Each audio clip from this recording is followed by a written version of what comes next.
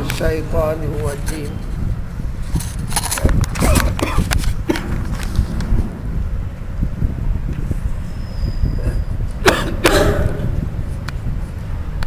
فلا اقسم برب المشارق والمغارب انا لقادرون على ان نبدل خيرا منهم وما نحن بمسبوقين فذرهم يخوضوا ويلعبوا حتى يلاقوا يومهم الذي يوعدون۔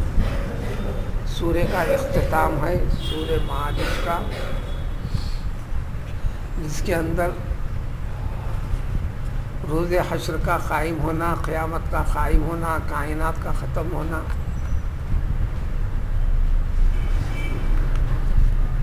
اس کا تذکرہ ہے۔ خصوصیت کے ساتھ مرنے کے بعد اٹھائے جانے والے عقیدے کی پختگی پیدا کرنا ہے،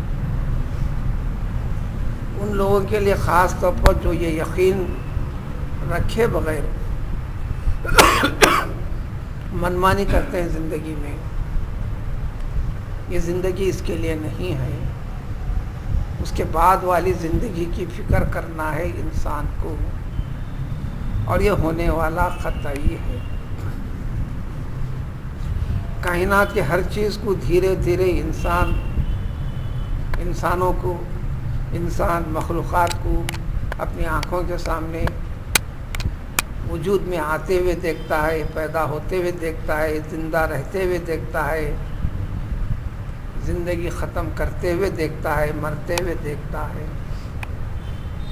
تو انسان یہیں تک سمجھ کر خاموش نہ بیٹھے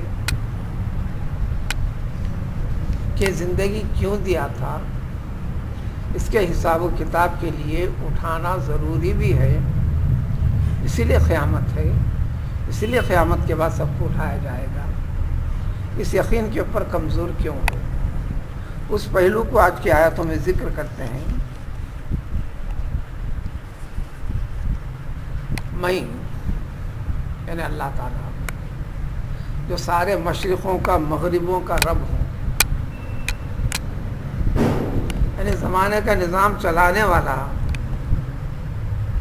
جس طرف سے سورج طلوع ہوتا ہے مشرق ہے، جس طرف غروب ہوتا ہے مغرب ہے۔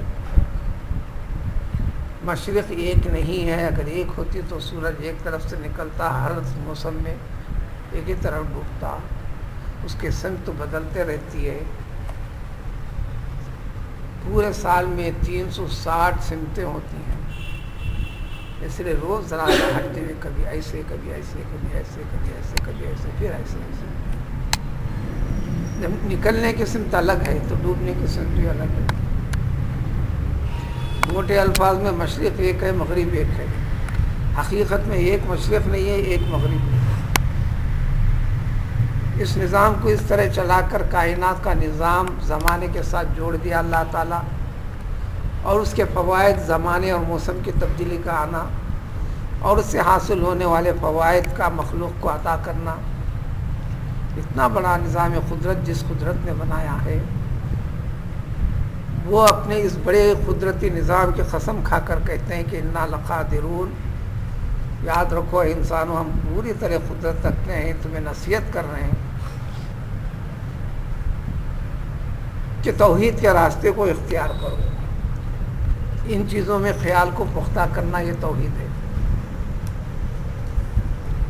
ہر چیز کو اس کے مقام پر رکھنا یہ توحید ہے۔ ورنہ سارے قرآن میں صرف 500 آیتوں میں پوری شریعت ہے، کیا حلال ہے، کیا حرام ہے، کیا کرنا ہے، کیا نہیں کرنا ہے،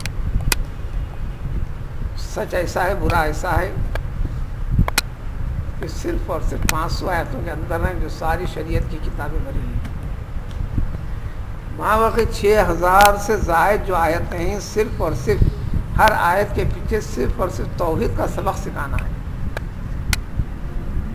قرآن میں ایک جگہ تو ذکر کیا کہ ارے انسان کبھی تو خشکی میں کبھی مصیبت میں گر جاتا ہے، کوئی سہارا نہیں رہتا، پوری عاجزی کے ساتھ روتے گڑ گڑاتے ہوئے آہستہ آہستہ اپنے رب سے دعا کرتا ہے۔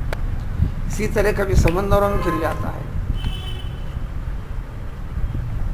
اس وقت دل میں یہ بھی پکا ارادہ کرتا ہے کہ میں اس مصیبت سے نکل جاؤں گا تو میں ایسا کروں گا، ایسا کروں گا، اللہ کو یہ کروں گا، اللہ کو مانوں گا، اللہ کا شکر کروں گا۔ یعنی مشرکوں کو تمام شرک کیے جانے والی چیزوں کو بھی ہٹا دیتا ہے. جس انسان کو سہارا سمجھتا تھا وہ بھی ہٹ جاتا ہے, جس کو مصنوعی معبود سمجھا تھا وہ بھی ہٹ جاتا ہے. اس وقت کام آنے والی چیز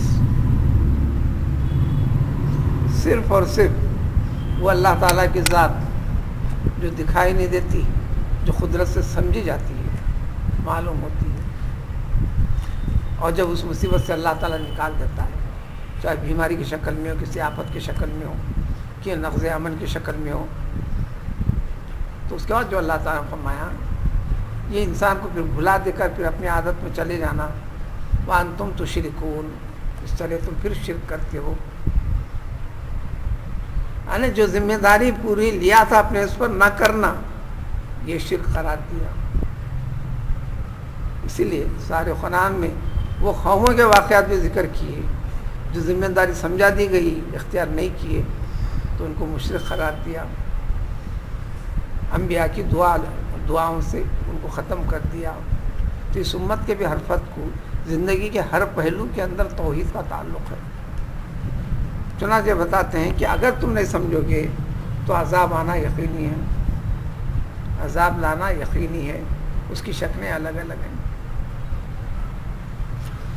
7ویں پارے میں ذکر کیا اسی پہلو کو اللہ تعالیٰ نے.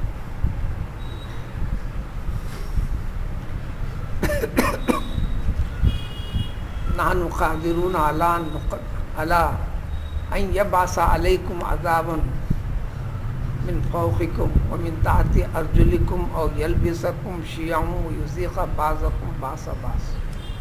یہ عذاب کی شکلیں بتایا. دیکھو تمہارا رب چاہے تو تمہارے پر عذاب آسمانوں سے, طوفانوں کی شکل میں, آفتوں کے شکل میں, سیلابوں کی شکل میں, کسی بھی شکل میں, ہواؤں کی شکل میں. تمہارا رب اگر چاہتا ہے تو زمین سے زلزلوں کی شکل میں, کسی بھی شکل میں, یا زمین کی پیداوار میں فرق کر کے شکل میں.